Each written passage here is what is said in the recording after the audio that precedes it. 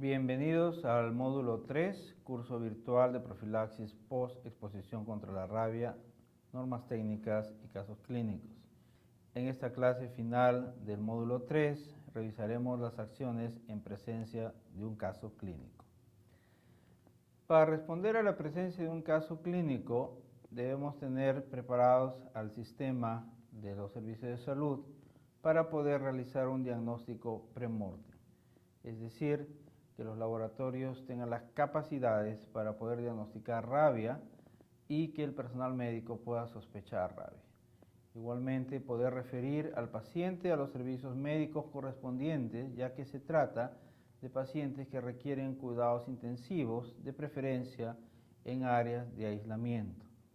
Diagnosticar o confirmar un caso después de fallecido es de importancia vital para determinar que se trata de rabia y poder incriminar cuál de los tipos de rabia están circulando en esa zona, lo cual podría ser rabia canina o rabia transmitida por murciélagos, como es en Latinoamérica, o en algunas áreas del Caribe por mangostas u otros animales carnívoros como mapaches, zorros y otras especies. La rabia se puede presentar clínicamente como rabia furiosa, que es la rabia clásica con un paciente agitado, agresivo, con crisis de ansiedad y que va deteriorándose progresivamente, o pues una rabia paralítica con un paciente soporoso donde no hay agresividad pero hay parálisis y debilidad en la historia clínica. Ambas formas pueden ocurrir indistintamente de cuál es el animal mordedor. Existen formas atípicas que se están describiendo con mayor frecuencia en las cuales no corresponden uno a otro o hay una mezcla de síntomas. La bioseguridad para poder manejar a estos pacientes es importante. Solo recordar que las medidas de bioseguridad básicas para un servicio de salud son suficientes para evitar la transmisión en un paciente que sea atendido por sospecha de rabia.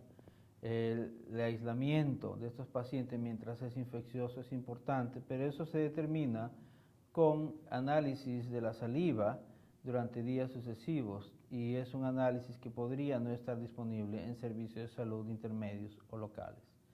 Prevenir la agresión al personal médico o familiares del paciente es importante y eso puede determinar que haya personal o familiares que deban recibir profilaxis post-exposición. En todo caso, una evaluación de riesgo por el personal de epidemiología del hospital es importante para determinar si el personal que atendió o no al paciente realizó las medidas de bioseguridad adecuadas y se expuso o no se expuso al virus de la rabia, lo cual determinaría la necesidad de prevenirlo con profilaxis post-exposición. Diagnosticar rabia clínica es muy difícil.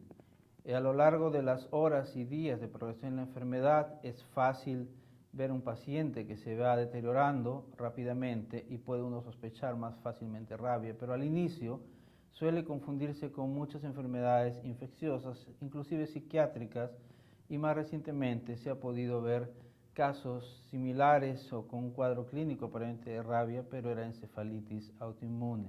Entonces es importante recordar que hay un número importante de enfermedades que deben considerarse como diferenciales.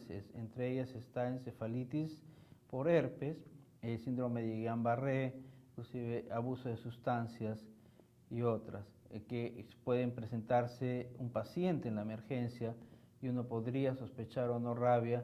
Inmediatamente, en la mayor parte de las veces hay varias hipótesis y es importante recordar que en áreas de alto riesgo o interrogando adecuadamente al paciente podemos incluir en esas hipótesis sospechar rabia.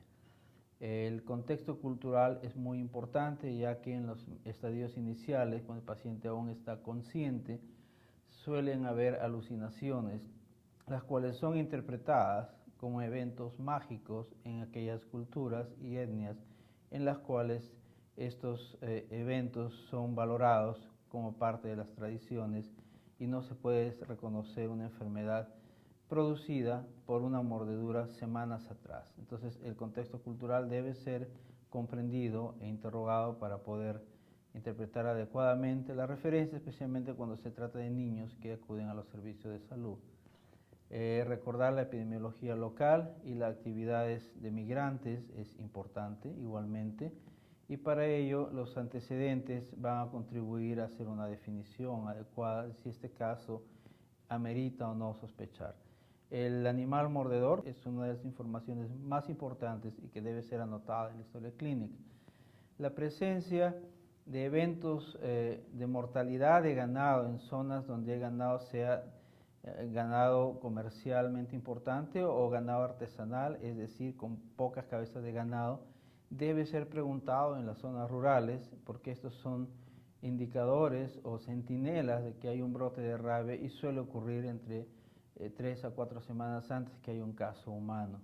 La muerte de mascotas igualmente puede actuar como un centinela o un indicador de conexión a exposición, por ejemplo, de canes y cachorros que pueden haber sido contagiados por rabia, recordando que en el caso de los cachorros la vacunación en menos de 3 meses casi nunca está disponible. De dónde viene el paciente, si está en zonas endémicas, en qué fechas, ayuda a conectar el riesgo que puede tener este paciente de que esa encefalitis que se está identificando se trate de rabia.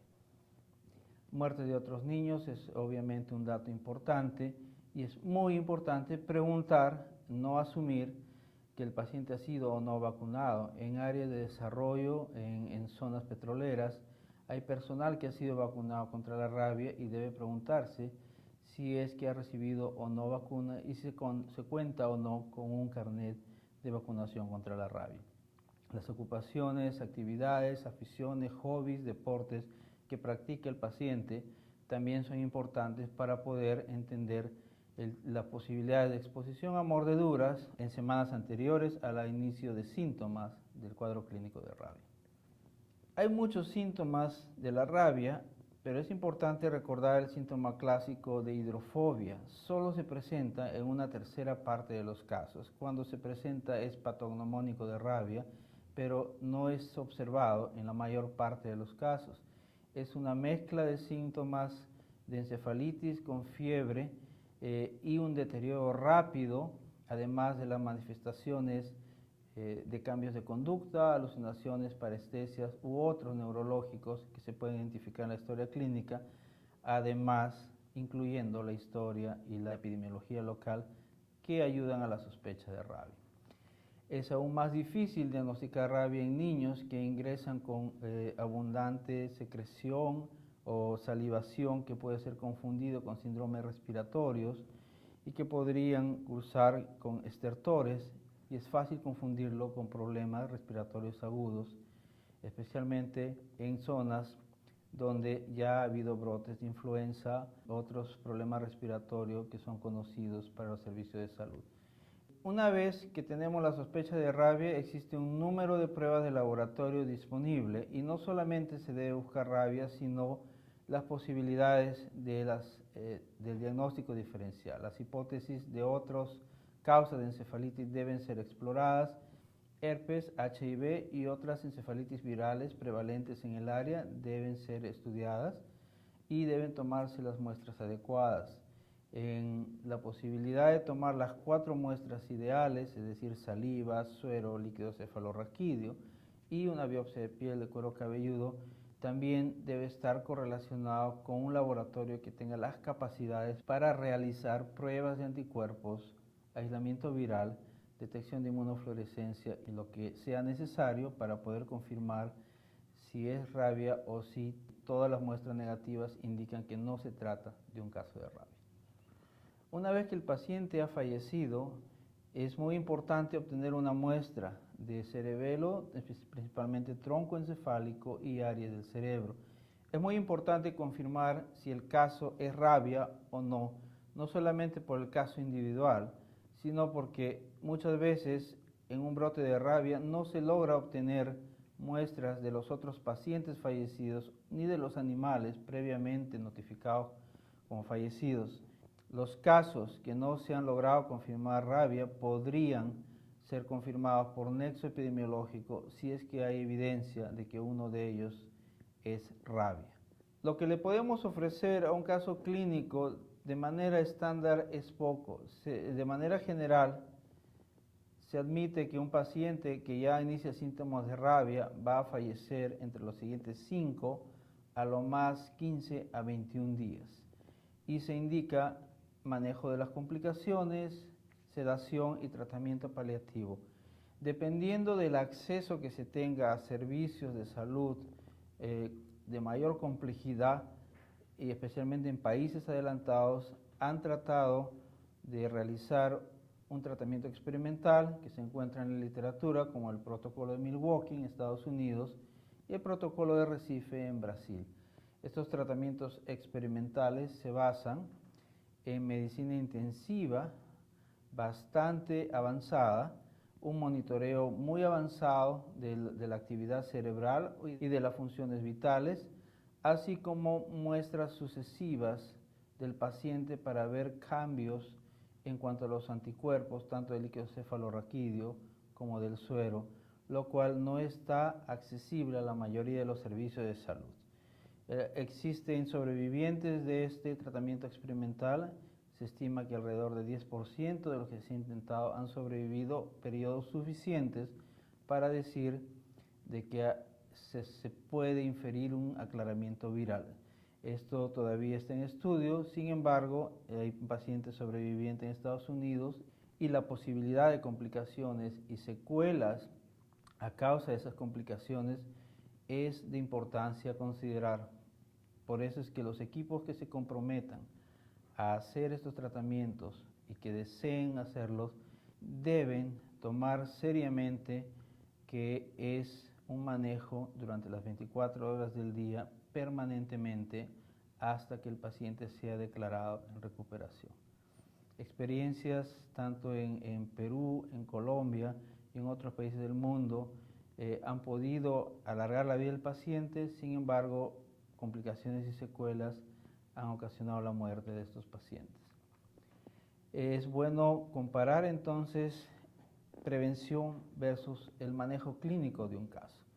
Esto tiene mucha importancia porque ante la esperanza de que puede haber sobrevivientes en casos clínicos, se puede pensar que fortalecer los servicios de medicina intensiva puede ser una prioridad. Sin embargo, es necesario mencionar el altísimo costo de tratar a un paciente versus que se puede prever y salvar muchas vidas con el mismo nivel de inversión que si atendió a un paciente se puede prevenir miles de vidas con un programa de prevención eficiente, de educación y de mejora de los servicios de atención a accidentes de mordedura, así como vigilancia y demás para la prevención de la rabia.